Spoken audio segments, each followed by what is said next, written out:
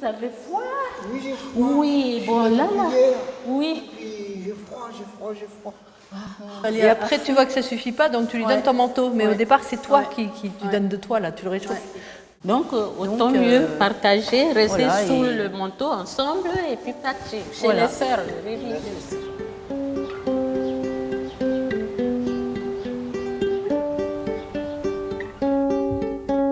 C'est un message qui est universel, oui.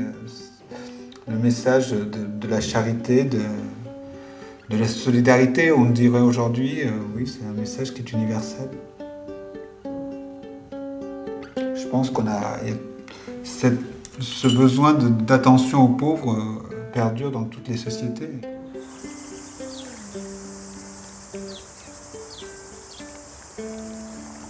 Tout le monde connaît effectivement Saint-Martin, celui qui a partagé son manteau en deux, mais très peu de gens savent en fait qu'il est né en Hongrie, qu'il a grandi en Italie et qu'au IVe siècle, il a dû circuler sur une dizaine de pays actuels. Et c'est cette dimension en fait européenne qui nous a passionnés dès le départ sur la mise en place de l'itinéraire culturel.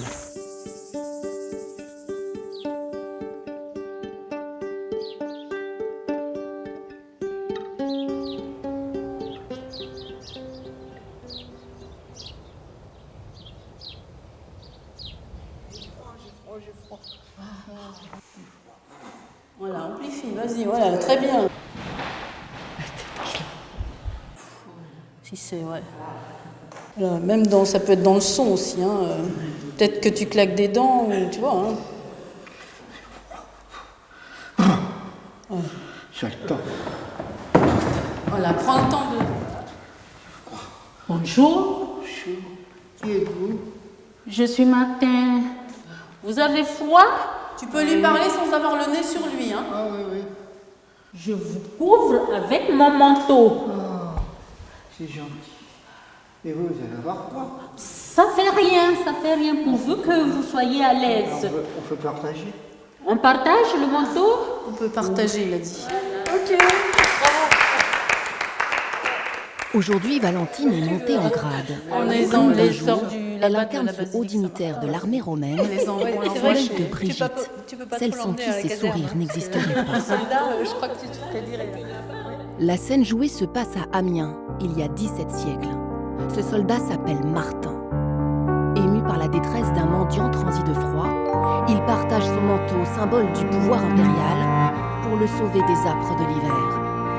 Un geste révolutionnaire hier, qui aujourd'hui encore nous interroge sur l'attention que nous portons à l'autre, quel qu'il soit. La plus grande pauvreté, je pense que c'est le manque de lien en ce moment, beaucoup de solitude.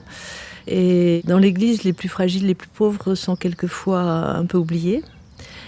Et ils ont plein de choses à nous dire, ils ont plein de choses à nous apprendre. Et c'est pour ça que la fraternité, c'est le lieu où peut-être ils peuvent prendre une place et être à leur place aussi. Alors là, il y a eu deux belles pistes qu'il faut exploiter. Première, c'est effectivement si je lui donne mon manteau, moi j'en ai plus et je vais avoir froid. Donc je veux dire que c'est pas aussi simple ça. Enfin, je veux dire que ça va pas de soi tu vois, de se déposséder de ce qu'on a pour le donner. La même nuit, le Christ lui apparaît en songe, couvert du manteau, disant aux anges. Martin, encore catéchumène, m'a revêtu de cet habit. Bouleversé par cette vision, il refuse de combattre pour l'empereur Julien et se fait baptiser. Le soldat du Christ vient de naître. Qu'il ait pu reconnaître le Christ dans cette personne du pauvre qui... Voilà, le Christ qui lui apparaît la nuit, c'est magnifique, quoi. C'est vraiment...